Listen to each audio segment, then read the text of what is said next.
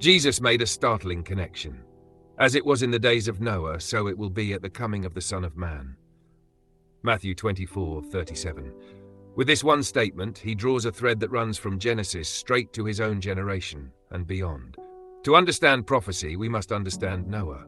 What were those days like? Genesis 6 paints the picture.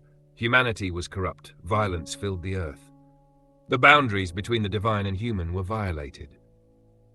Wickedness dominated the thoughts and intents of the heart continually.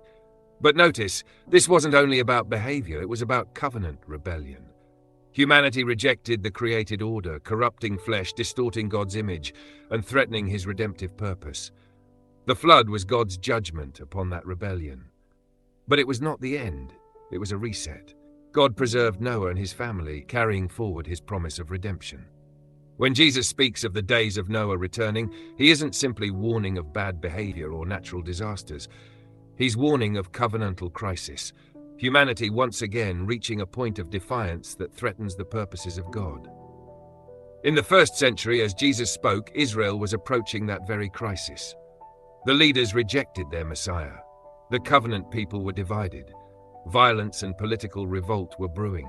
And just as the flood came suddenly upon an unsuspecting world, judgment would come upon that generation. But even more, this pattern continues to echo in history. Every rebellion against God's order carries the seeds of Noah's days.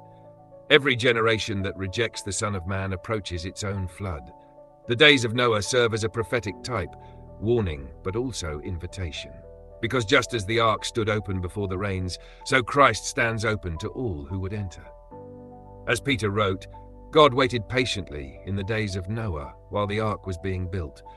In it only a few people were saved through water, and this water symbolizes baptism that now saves you also by the resurrection of Jesus Christ. 1 Peter 3:20-21.